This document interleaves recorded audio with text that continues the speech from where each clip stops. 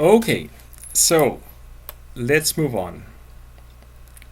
So here we are going to let our vectors represent 3D, our list. We are going to let our list represent 3D vectors.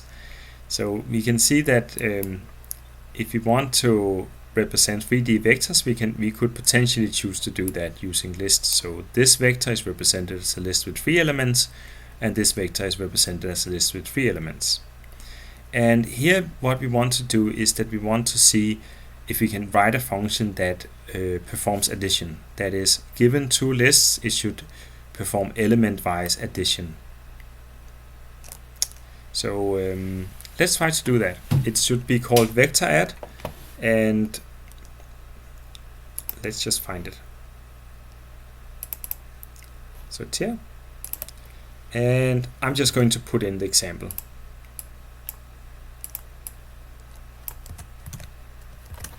Yeah, so that's a nice example. It even does quite a lot of work to format it, but we're just interested in implementing this function. Okay, so I feel these exercises are almost getting simpler now. So let's define a variable called s, and that's going to be the sum eventually. And now we want to create a loop. Yeah, okay, so maybe it's not, let's do it in the debugger. I'm just saving it, Control S, insert a breakpoint, and then I'm going to run this file in the debugger. So Python stops here, and that'll allow me to begin interacting with the 2 vectors. So we see that since I called it with a and b, the function v will be equal to a and w will be equal to b. So now, since I'm stopped here, I can actually print out these variables and start to work on them. Okay, so what I want to do is that I basically want to define the sum, and then eventually I want to return the sum. And then here I need to somehow update s to contain the sum of v and w. And again, this is pretty easy to define element-wise, because I just want to make a list that has on the first coordinate the sum of the 2 first coordinates of v and v, and then on the second coordinate it should have v of 1 and plus v of 1, and on the third coordinate it should have v of 2 plus w of 2, like this. Right, this is actually what I want to end up with. So we see that the only thing that changes here is the index in v and w. So now, instead of creating a list that loops over the elements of v, because then I wouldn't really have a good way of getting the corresponding elements of w, I'm going to make a loop over the indices here and use that.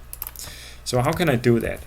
Well, we had a construction that we saw a little bit earlier, you called the range loop. So let me call the loop index, that is this value here, let me call that I, and then I can do for I in range of 3, for instance, and then I print out I. So what does this do? Let's just check. I select the 2 lines of code here, and then I press Shift Alt E in the debugger, and that gives me this output.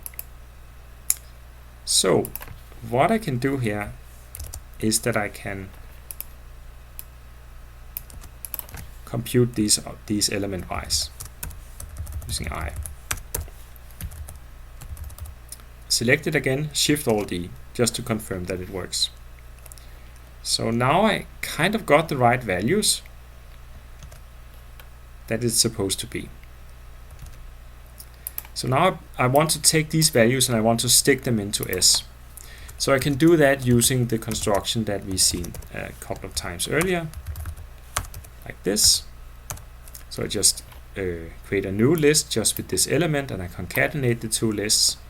And now when I try to run this code, so I just select all of these lines of code and press Shift Alt E to run them, what we see is that S has now been updated to actually be a list with the right values. There's only a single problem here. namely that I don't think the problem says that v and w necessarily has 3 elements exactly, so maybe they can be 2-dimensional. So this loop, maybe it shouldn't end at 3, maybe it should actually end at however long v happens to be, because I'm going to assume that the two lists have the same length. So in this case, if I just try to run it again, I can confirm that it works. Again, Shift-Alt-D. So now I think I'm happy, and I can just return S, remove the unnecessary stuff, remove my breakpoint, stop the debugger, and save the file, Control S, and just run the file anew. And I think it works. Let's just check by going to the tests, finding vector math, I guess, and see if it works. It did. Okay, fine. So that was that function.